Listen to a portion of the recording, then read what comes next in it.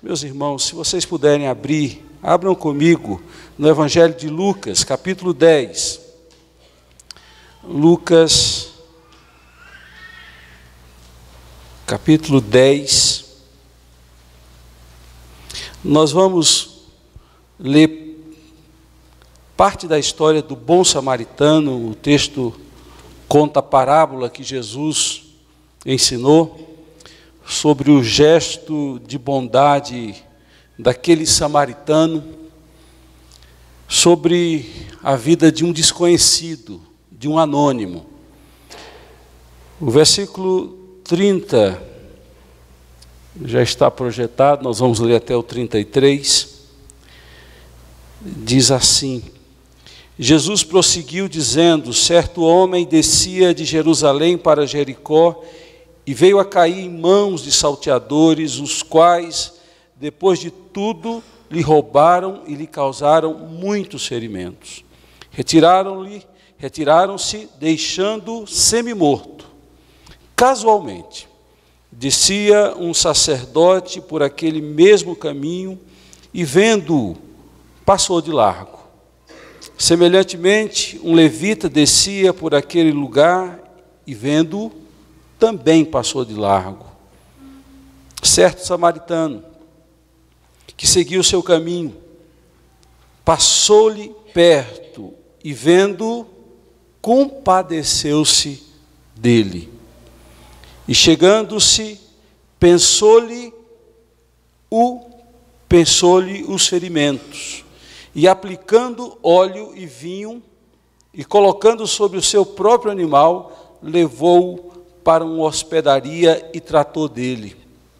No dia seguinte, tirou 2 denários e os entregou ao hospedeiro, dizendo: cuida deste homem, e se alguma coisa gastares a mais, eu te indenizarei quando voltar. Até aqui. É uma história muito conhecida. Sempre você vai ouvir pessoas se reportando a este ato abnegado, generoso, altruísta deste samaritano.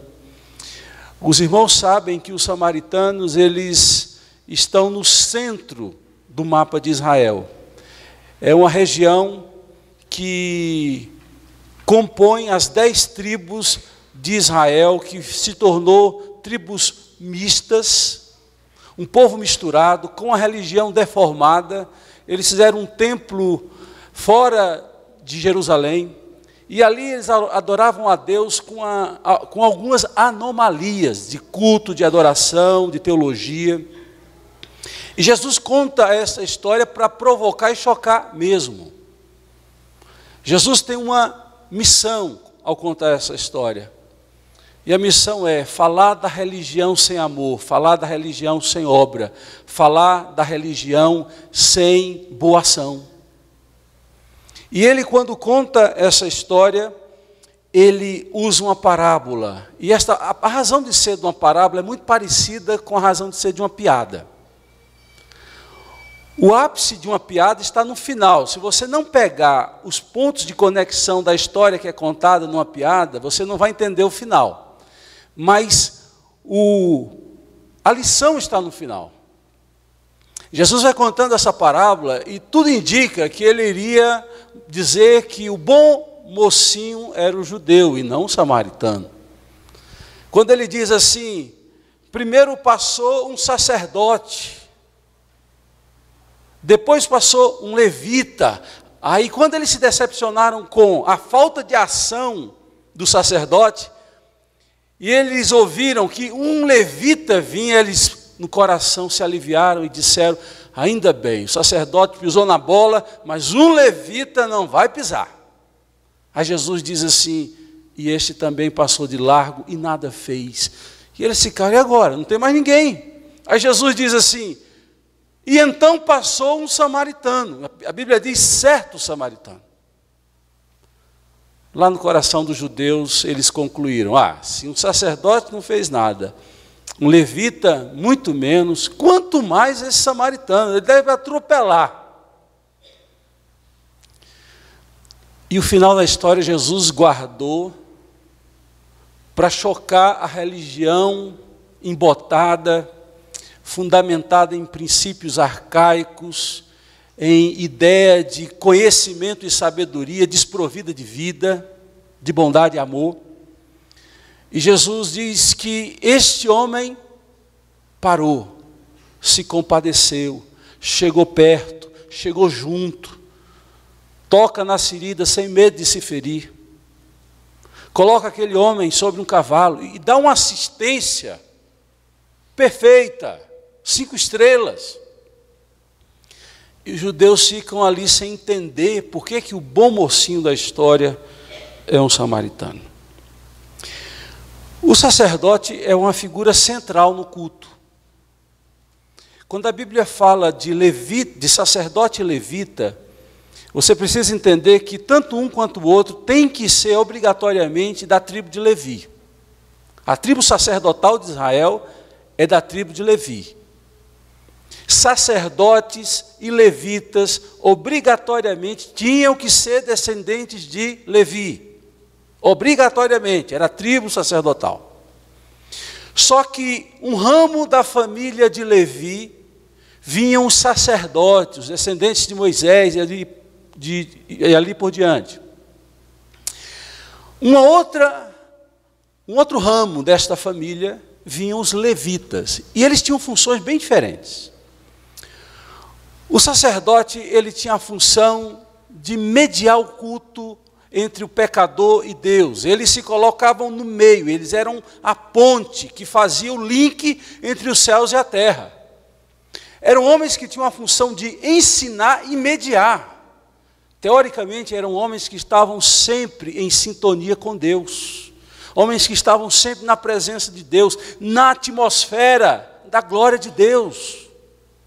O levita era mais um diácono. Era o homem do trabalho, era o homem do serviço. É aquele que trabalha para que o templo funcione, para que o culto funcione. O levita pegava no pesado, o sacerdote apenas fazia sacrifícios, fazia oração em lugar do povo, mediava o culto a Deus. Eram 2 peças centrais do culto a Deus, 2 homens fundamentais da religião, que nos decepcionam. E não só nos decepcionam, revela como a religião às vezes faz mal. Toda vez que nós nos envolvemos com a religião, instituição, e excluímos o Pai, o Filho e o Espírito Santo no nosso dia a dia, no nosso relacionamento, a nossa religião passa a ser um veneno para nós, porque ela nos engana. Nós vamos achar que está tudo bem por crer em algumas doutrinas, por fazer parte de alguma instituição religiosa, enquanto que o nosso coração é gélido, é frio, é indiferente, é maldoso, é astucioso. Não houve uma mudança interna, mas eu tenho uma roupa de religiosidade. E nós sabemos, porque Jesus disse, que nós seríamos conhecidos pelo amor. Quando em João, Jesus falando de qual seria a marca que distinguiria os discípulos dele, ele disse: amem uns aos outros, vocês serão conhecidos pelo amor. E quando você encontra representantes da religião que não exercem amor, que não têm compaixão, que não se identifica com o próximo, alguma coisa está errada. Ou, toda vez que a religião é produzida, é industrializada para criar pessoas eternamente infantis, gananciosas, que vêm para a igreja não para fazer parte de uma comunidade, de um grupo, mas vêm para a igreja para receber a parte dela, o quinhão dela, e quando ela recebe, ou estando na busca de receber, ela vem e some, e não partilha comunhão, você está a caminho de se tornar um religioso, que quer a bênção de Deus, mas não quer ser bênção para as pessoas que estão ao seu redor. Um sacerdote passa, faz que não vê, porque ele havia visto. O levita, da mesma forma, faz que não vê, mas tinha visto. A própria manobra exercida ou feita pelos dois denunciava, eles se passaram de largo, eles vinham num caminho reto e fizeram uma conversão, ao contrário, maligna, distanciar-se daqueles que precisam de ajuda e de socorro. E quando a gente lê essa história, é fácil a gente apontar e dizer, olha aí, hipócritas. O difícil é se identificar com os personagens dessa história. O difícil é você ter coragem de dizer, eu sou um levita, eu sou um sacerdote como este aqui. Os meus sentimentos são completamente diferentes do que se esperava. Eu falava no início dessa palavra que esse samaritano vinha de uma região onde a religião era deturpada, era contaminada por superstições, por doutrinas claramente heréticas, mas ele trazia nos seus atos aquilo que se esperava daqueles que tinham a teologia correta, que cantavam os hinos do inário, que sabiam todos os corinhos e músicas do momento, deveriam ter. Aí nós temos um certo problema a resolver e a debater nesta hora, quando vemos alguém que teoricamente não tinha religião fazendo o que quem tem religião deveria fazer. Não é complicado um negócio desse? Cá para nós, a gente sabe que tem gente aí fora que não vem à igreja, que não desenvolve uma vida religiosa, mas tem mais bondade do que muito crente, ou que se diz crente. Isso é chocante. E enquanto a gente está levantando a bandeira da religião, ou da denominação, ou da teologia,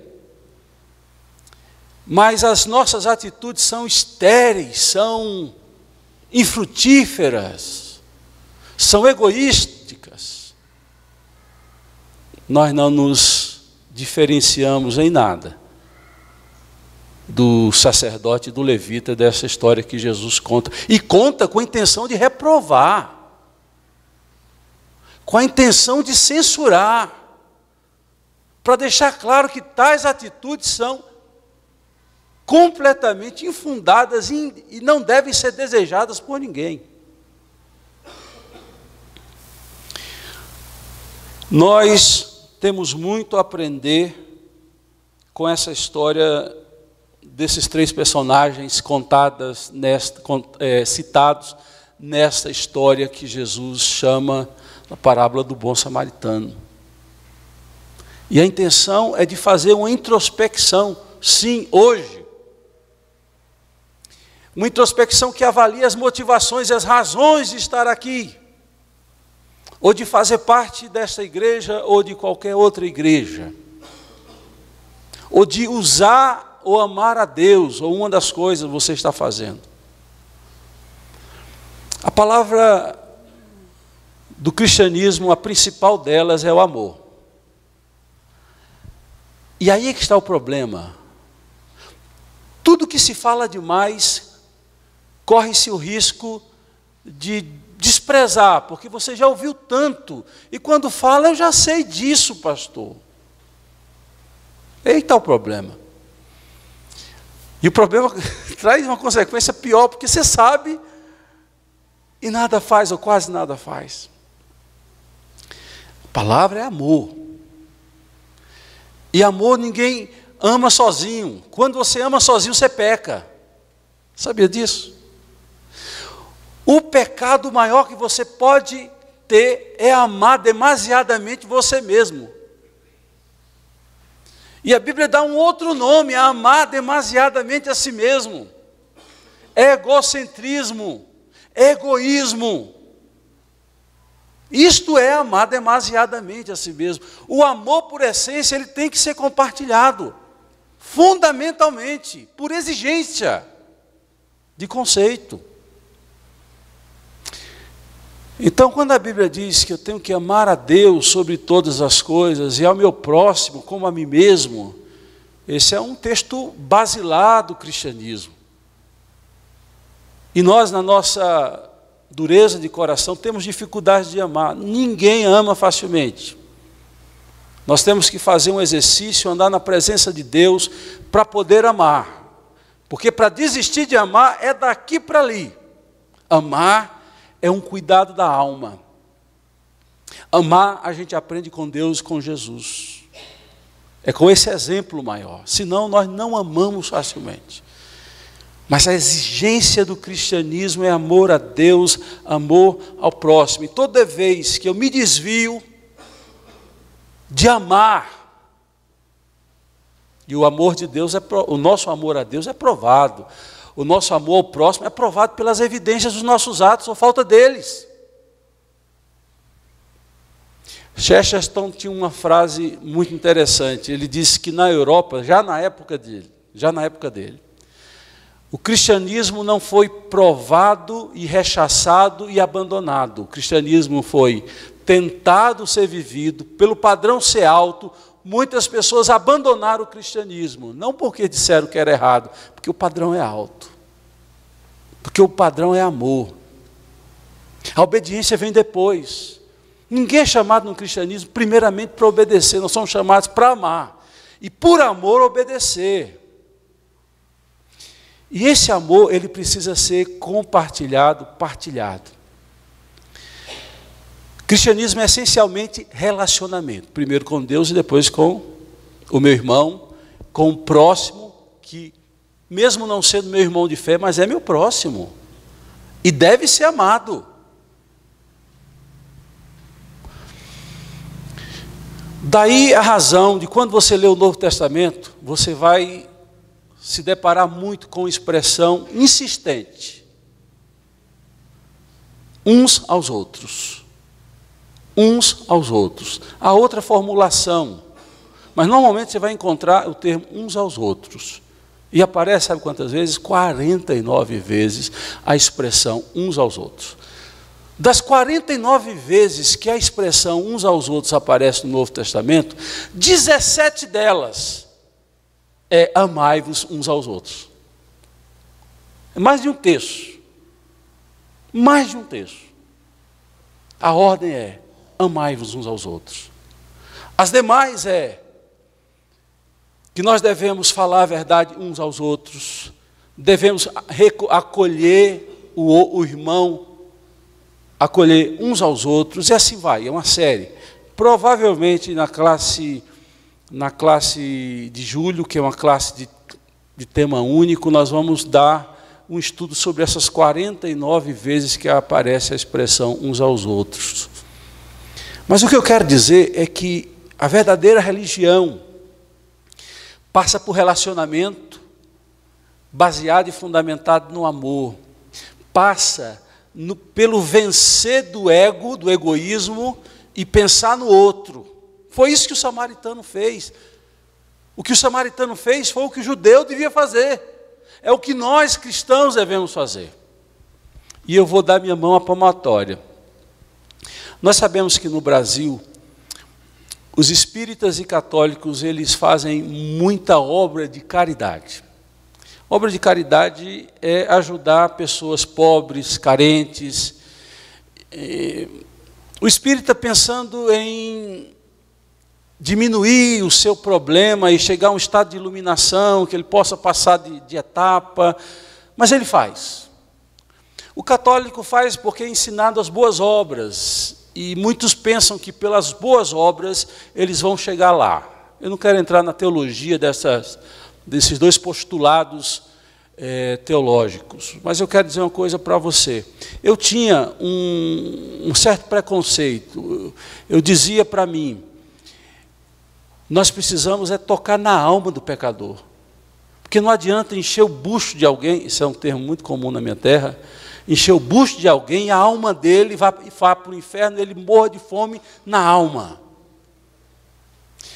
Até que passaram alguns anos, meus olhos se abriram e mudou essa minha concepção. A minha concepção passou para: eu tenho que dar comida para a alma, e o que eu puder também dar comida para o corpo. Ajudar aquele que está desnudo, que está de pé descalço, que está precisando. Hoje, queridos, eu entendo que é um ato de grande, não só grande humanidade, mas de grande fé, não de obra, mas de fé. Quando você ajuda alguém que não tem como te retribuir, aí você vai aprender a grande bênção de você abençoar e fazer algo por alguém, e quando este alguém não tem como te retribuir, você vai estar no caminho de Deus quando você resolver e fizer dessa forma. Porque a nossa tendência pode ser fazer algo por alguém, na expectativa de que alguém que recebeu possa me ressarcir de alguma coisa, de algum modo, aquilo que foi feito para ele, porque ele tem como dar. O belo é quando você faz algo por alguém, que você sabe que a única coisa que ele pode fazer por você é dizer: Deus te abençoe, Deus te ajude. É a única coisa que ele pode dizer por você. Aí você está vencendo o seu egoísmo, a sua indiferença com a dor do próximo. E nós precisamos aprender isso, queridos. Nós precisamos urgentemente aprender isso. No Dia de Ações de Graças, no ano passado, nós fizemos uma campanha que, dentre as pessoas que participaram, foi uma experiência muito boa. Nós conseguimos arrecadar 150 cestas básicas para mandar para o Nordeste. E, claro que muitos não viram, nós recebemos algumas fotos, mas as fotos não comunicavam bem. Eu resolvi não passar aqui as fotos, porque não comunicavam bem. Deixe-me explicar isso. O culto foi organizado, foi entregue na igreja, as pessoas estavam bem vestidas, então elas não estavam dentro do padrão normal da necessidade delas. Aí você vai olhar assim: mas a pessoa precisava, ela vestiu a melhor roupa que tinha para ir buscar aquela cesta básica na igreja.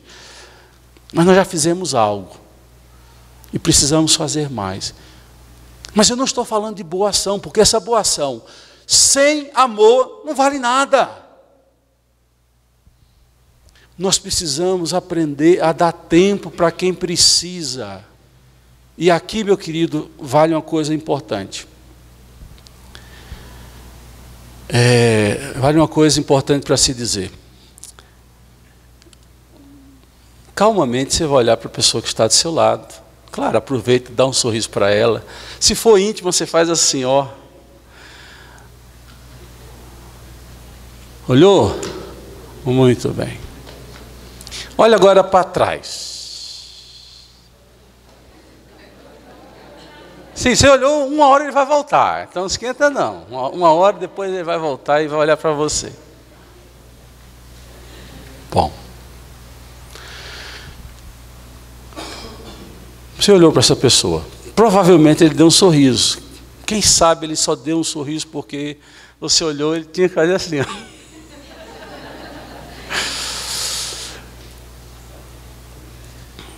Quantas vezes você parou para conversar com alguém aqui? Quantas vezes você reparou que alguém estava triste, cabisbaixo, diferente, e deu tempo para essa pessoa? Parou para cuidar das feridas dessa pessoa.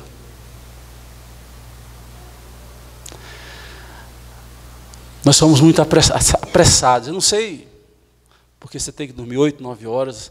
Às vezes nós saímos aqui da igreja correndo. Ou porque está com muita fome. Deus te abençoe se teve... Você não sabe o que é fome, meu irmão. Ou então você quer assistir o Fantástico, alguma coisa. É uma pressa, você não quer se relacionar.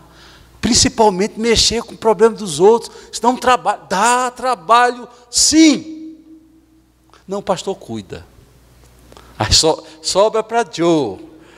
Porque você, condenado, você não quer ajudar.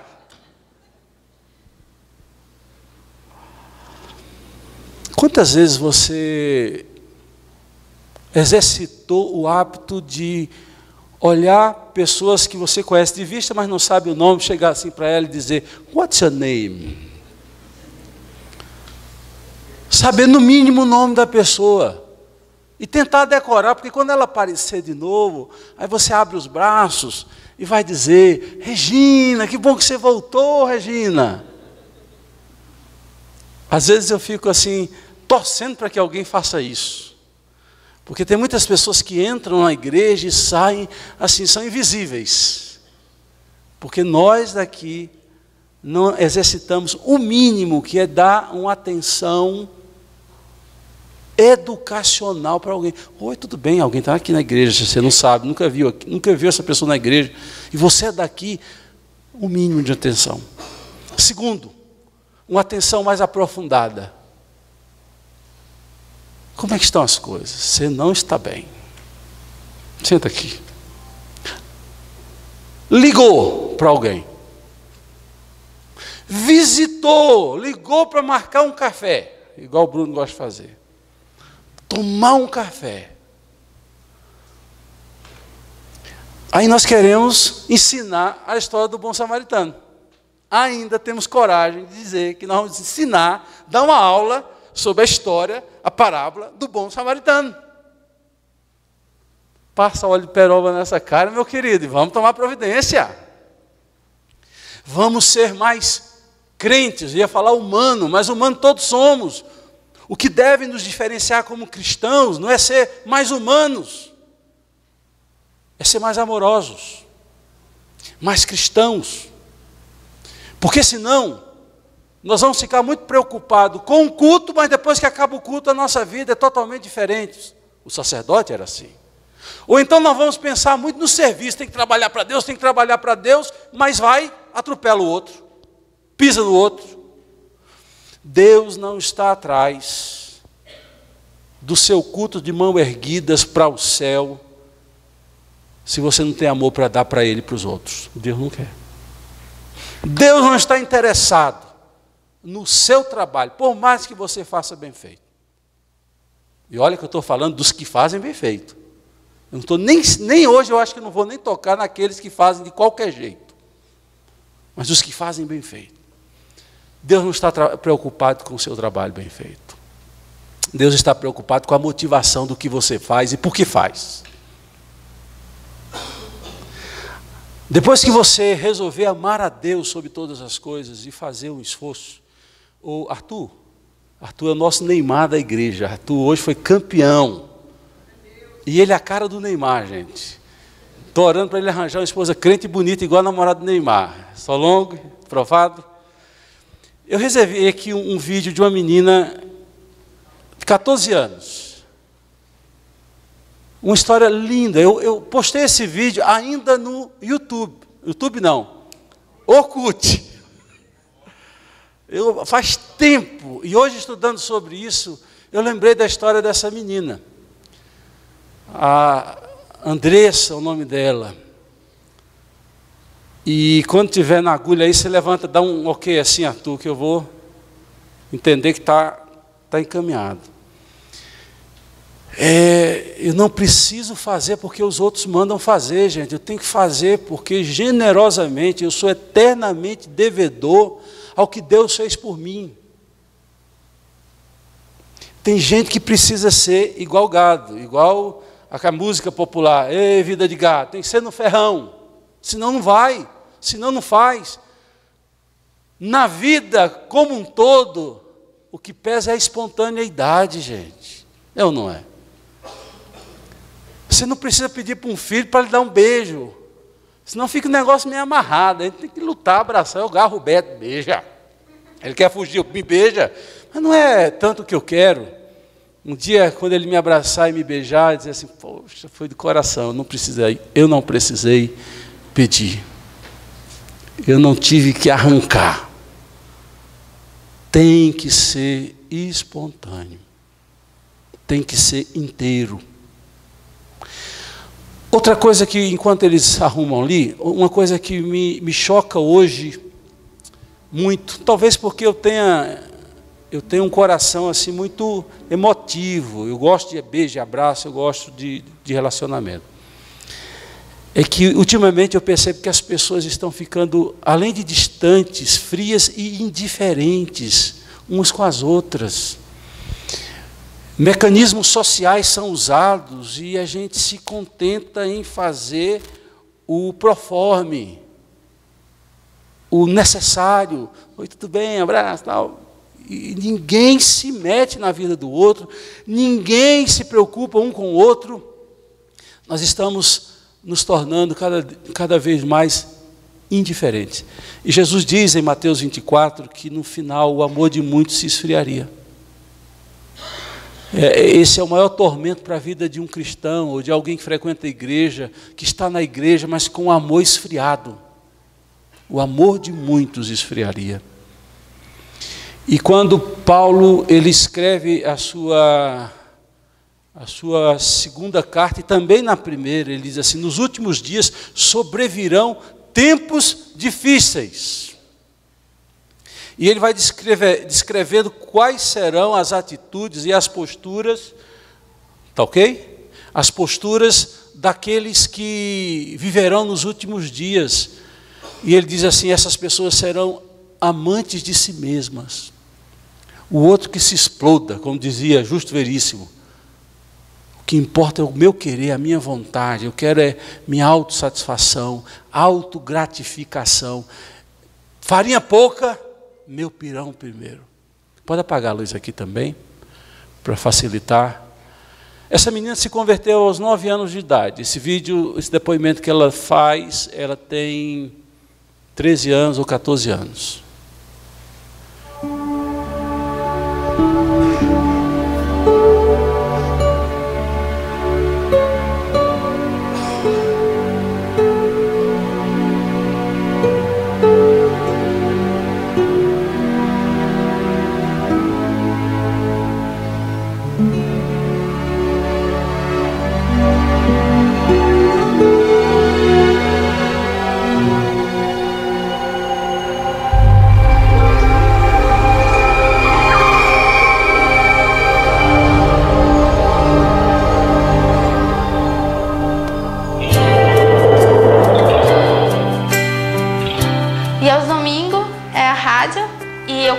Meditação.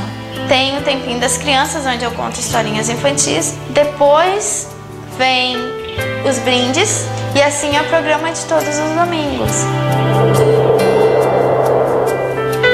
Segunda-feira de manhã eu estudo e à tarde a gente faz bastante trabalho missionário. Terça-feira eu visito o asilo. E lá a gente canta, a gente ora, a gente brinca. Tem algumas pessoas até que são sozinhas, assim, sabe? Que se abrem bastante com a gente. Quarta-feira a gente se reúne na minha casa para fazer a cooperativa.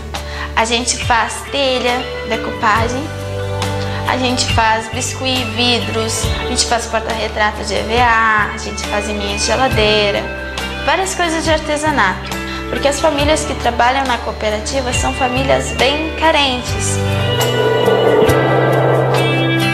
Sexta-feira eu montei um grupo de oração intercessória, então cada criança pega esse pedido de oração que vem de várias igrejas e ora por este nome que pegou no papelzinho. Essa oração intercessória é bem interessante porque muitos pedidos já foram respondidos através das nossas orações, né? Porque a oração tem poder. Aos sábados eu me acordo um pouquinho mais cedo e convido algumas crianças para irem à igreja. Essa é minha semana, né? No sábado da mesma semana eu me batizei, na outra quinta eu montei meu pequeno grupo. A primeira pessoa que eu fui foi no Robert. Disse assim: Robert, tu vai ser muito importante para o pequeno grupo, Robert. Um fazia chamada, outro era diácono, outro era recepcionista, outro era diaconisa, outro entregava a folhinha do tema. Só que cada um que tinha seu cargo tinha que levar 2 amiguinhos. Então o número de crianças foi aumentando. De 10 foi para 20 25 e hoje se encontram as 45 crianças. O interessante é que, através do meu pequeno grupo, deu para fazer todos esses trabalhos missionários. Eu sou uma criança normal, porque eu estudo, eu brinco quando dá tempo, curto os meus pais, curto as minhas irmãs. Jesus nos dá 24 horas. Se tirarmos 1 hora para fazer um trabalho missionário, entregar um folheto, entregar um curso bíblico, porque Jesus está voltando, Ele está mostrando sinais, profecias, isso tudo já está se cumprindo. Se não fazermos a nossa parte agora, se quiser fazer amanhã, talvez não dê tempo. E você está muito ocupado, né? Para vir uma vez na igreja, você está muito ocupado. Pode tirar. Obrigado. Isso nos envergonha, porque a gente tem feito muito pouco. Quando vê uma menina de 14 anos fazendo o que está fazendo, e com o coração todo, inteiro.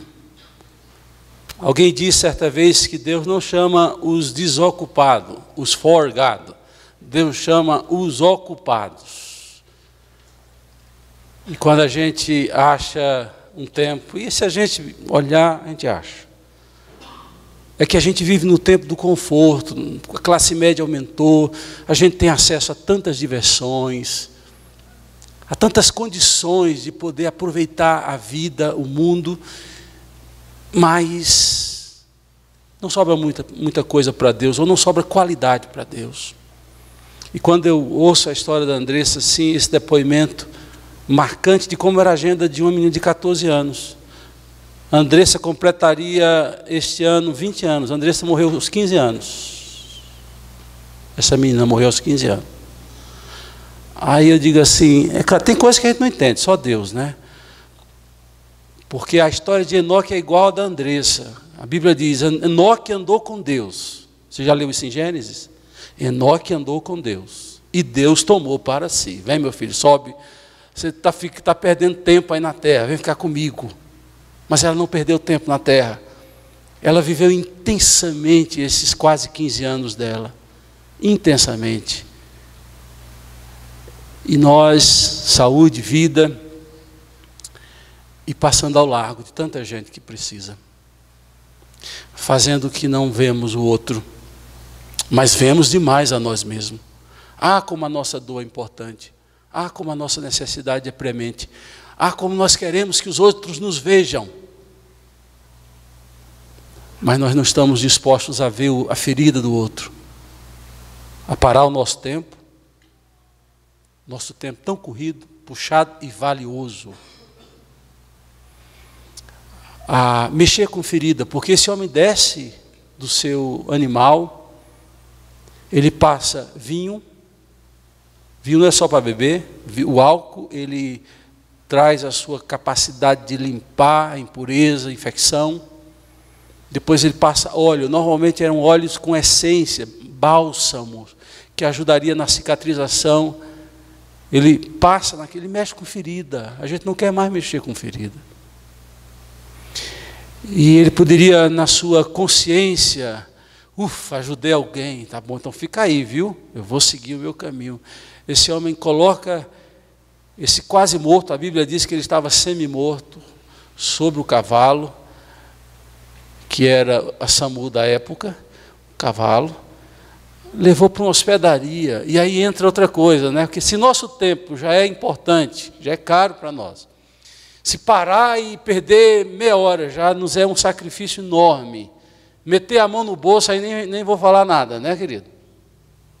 Meter a mão no bolso, aí já... Não, peraí. Aí o governo cuida disso, né? Meu papel. Esse homem mete a mão no bolso, deixa lá e diz, olha, se precisar de mais eu dou. E ele seguiu sua viagem, mas ele fez não uma boa ação, muito mais do que isso. Ele viveu uma boa ação. Porque fazer uma boa ação a gente faz e ela fica. Mas ser uma bênção, viver uma boa ação, é ter um coração sensibilizado por Deus, tocado por Deus, movido por Deus. Essa é a verdadeira religião. Essa é a verdadeira vida que Deus espera de nossa parte. Gente que de fato quer abençoar o outro. É verdade que nós precisamos da bênção de Deus e Ele tem nos abençoado. Mas eu queria, sinceramente, como pastor e também como crente, viver, experimentar a dimensão de, na mesma proporção que eu quero a bênção de Deus, eu quero e queira abençoar outros. Me preocupa quando pessoas que têm tempo, que têm condições, fazem pouco ou quase nada para Deus. São indisponíveis para a obra de Deus e insensíveis para com os outros.